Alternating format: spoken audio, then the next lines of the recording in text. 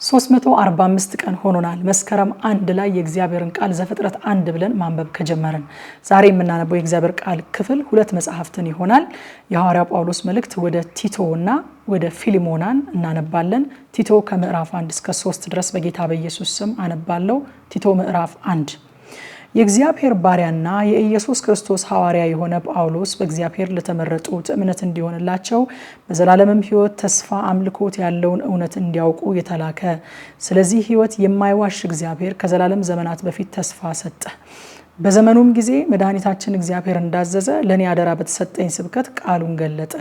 በሃይማኖት ህብረት እውነተኛ ልጅ ለሚሆን ለቲቶ ከእግዚአብሔር አብ ከመድኃኒታችንም ከጌታ ከኢየሱስ ክርስቶስ ጸጋና ምሕረት ሰላምም ይሁን።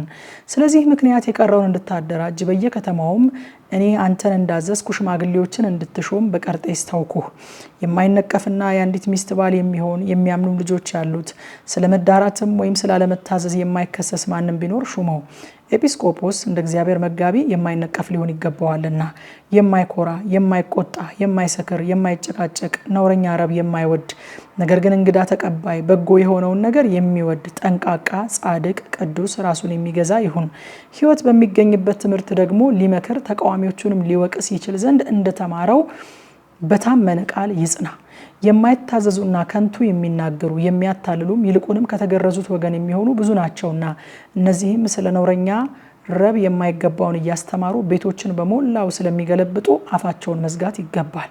የገዛ ራሳቸው ነቢይ የሆነ ከነርሱ አንዱ የቀርጤስ ሰዎች ዘወትር ውሸተኞች፣ ክፉዎች፣ አራዊቶች፣ በላተኞች፣ ስራ ፈቶች ናቸው ብሏል። ይህ ምስክር እውነተኛ ነው። ስለዚህም ምክንያት የአይሁድን ተረትና ከእውነት ፈቀቅ የሚሉትን ሰዎች ትእዛዝ ሳያዳምጡ በሃይማኖት ጤናሞች እንዲሆኑ በብርቱ እቀሳቸው። ሁሉ ለንጹሖች ንጹሕ ነው፣ ለርኩሳንና ለማያምኑ ግን ንጹሕ የሆነ ምንም የለም። ነገር ግን አእምሯቸውም ሕሊናቸውም ረክሷል። እግዚአብሔርን እንዲያውቁ በግልጥ ይናገራሉ፣ ዳሩ ግን የሚያጸይፉና የማይታዘዙ ለበጎ ስራም ሁሉ የማይበቁ ስለሆኑ በስራቸው ይክዱታል። ምዕራፍ 2። አንተ ግን ሕይወት ለሚገኝበት ትምህርት የሚገባውን ተናገር። ሽማግሌዎች ልከኞች፣ ጭምተኞች፣ ራሳቸውን የሚገዙ በእምነትና ፍቅር በመጽናትም ጤናሞች እንዲሆኑ ምከራቸው። እንዲሁም አሮጊቶች ሴቶች አካሄዳቸው ለቅዱስ አገልግሎት የሚገባ፣ የማያሙ፣ ለብዙ ወይን ጠጅ የማይገዙ፣ በጎ የሆነውን ነገር የሚያስተምሩ ይሁኑ። ቆነጃጅትም የእግዚአብሔር ቃል እንዳይሰደብ ባሎቻቸውን የሚወዱ፣ ልጆቻቸውን የሚወዱ፣ ራሳቸውን የሚገዙ፣ ንጹሖች፣ በቤት የሚሰሩ፣ በጎዎች፣ ለባሎቻቸው የሚታዘዙ እንዲሆኑ ይምከሯቸው። ጎበዞችም እንዲሁ ራሳቸውን እንዲገዙ ምከራቸው። የሚቃወም ሰው ስለኛ የሚናገረው መጥፎ ነገር ሲያጣ እንዲያፈር በነገር ሁሉ መልካምን በማድረግህ ምሳሌ የሚሆን ራስህን አሳይ። በትምህርትም ደህንነትን፣ ጭምትነትን፣ ጤናማና የማይነቀፍ ንግግርን ግለጥ። ባሪያዎች ስለ መድኃኒታችን ስለ እግዚአብሔር የሚሆነውን ትምህርት በሁሉ ነገር ያስመሰግኑ ዘንድ ለገዛ ጌቶቻቸው እንዲገዙ በሁሉም ደስ እንዲያሰኙ ሳይቃወሙና ሳይሰርቁ በጎ ታማኝነትን ሁሉ እንዲያሳዩ ምከራቸው። ሰዎችን ሁሉ የሚያድን የእግዚአብሔር ጸጋ ተገልጧልና፣ ይህም ጸጋ ኃጢአተኝነትና ዓለማዊ ምኞትን ክደን የተባረከውን ተስፋችንን እርሱም የታላቁን የአምላካችንና የመድኃኒታችንን የኢየሱስ ክርስቶስን ክብር መገለጥ እየጠበቅን ራሳችንን በመግዛትና በጽድቅ እግዚአብሔርንም በመምሰል በአሁኑ ዘመን እንድንኖር ያስተምረናል። መድኃኒታችንም ከአመፅ ሁሉ እንዲቤዠን መልካሙንም ለማድረግ የሚቀናውን ገንዘቡም የሚሆነውን ሕዝብ ለራሱ እንዲያነጻ ስለኛ ነፍሱን ሰጥቷልና፣ ይህን በሙሉ ስልጣን ተናገርና ምከር፣ ገስጽም፣ ማንም አይናቅህ። ምዕራፍ 3። ለገዢዎችና ለባለስልጣኖች የሚገዙና የሚታዘዙ፣ ለበጎ ስራ ሁሉ የተዘጋጁ፣ ማንንም የማይሰድቡ፣ የማይከራከሩ፣ ገሮች፣ ለሰው ሁሉ የዋህነትን ሁሉ የሚያሳዩ እንዲሆኑ አሳስባቸው። እኛ ደግሞ አስቀድመን የማናስተውል ነበርንና የማንታዘዝ፣ የምንስት፣ ለምኞትና ለልዩ ልዩ ተድላ እንደ ባሪያዎች የምንገዛ፣ በክፋትና በምቀኝነት የምንኖር፣ የምንጣላ፣ እርስ በርሳችን የምንጠላላ ነበርን። ነገር ግን የመድኃኒታችን የእግዚአብሔር ቸርነትና ሰውን መውደዱ በተገለጠ ጊዜ እንደ ምሕረቱ መጠን ለአዲስ ልደት በሚሆነው መታጠብና በመንፈስ ቅዱስ በመታደስ አዳነን እንጂ እኛ ስላደረግነው በጽድቅ ስለነበረው ስራ አይደለም።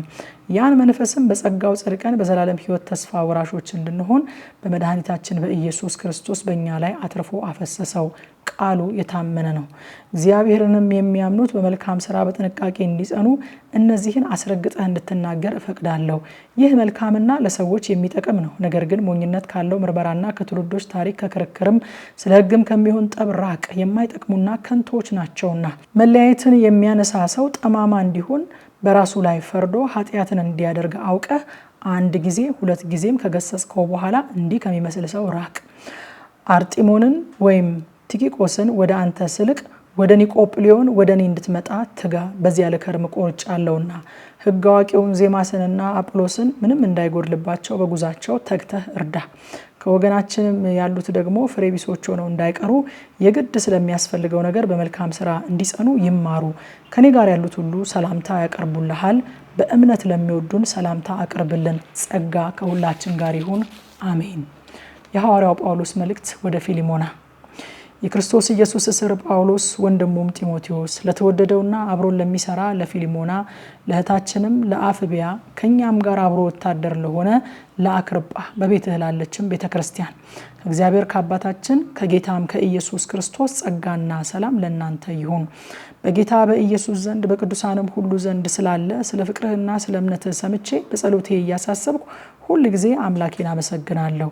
የእምነትህም ህብረት በእኛ ዘንድ ያለውን በጎ ነገር ሁሉ በማወቅ ለክርስቶስ ኢየሱስ ፍሬ እንዲያፈራ እለምናለሁ።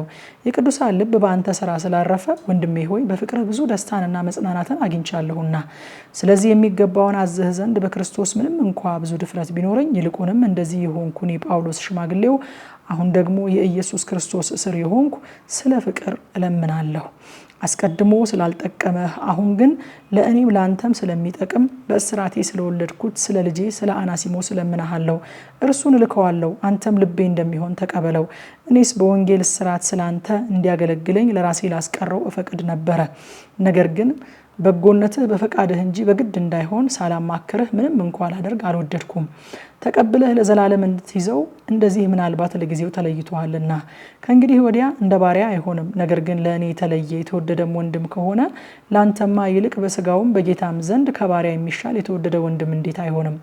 እንግዲህ እንደ ባልንጀራ ብትቆጥረኝ እንደኔ አድርገህ ተቀበለው። በአንዳች ነገር የበደለህ ቢኖር ወይንም ብድር ያለበት እንደሆነ ይህን በእኔ ላይ ቁጠር። እኔ ጳውሎስ እኔ መልሰዋለሁ ብዬ በእጄ ጽፋለሁ። ከዚህም በላይ ለእኔ የራስህ ደግሞ ብድር እንዳለብህ አልልህም። አዎ ወንድሜ ሆይ በጌታ እኔ እንድጠቀምብህ ይሁን። በክርስቶስ ልቤን አሳርፍልኝ። ከምልህ ይልቅ አብልጠህ እንድታደርግ አውቄ እንድትታዘዝም ታምኜ እጽፍልሃለሁ። ደግሞ ከዚህም ጋር የማስተናገጃ ቤት አዘጋጅልኝ፣ በጸሎታችሁ ለእናንተ እንድሰጥ ተስፋ አደርጋለሁና። በክርስቶስ ኢየሱስ ከኔ ጋር የታሰረ ኤጳፍራ፣ አብሮኝም የሚሰሩ ማርቆስና አርስጥሮኮስ፣ ዴማስም ሉቃስም ሰላምታ ያቀርቡልሃል።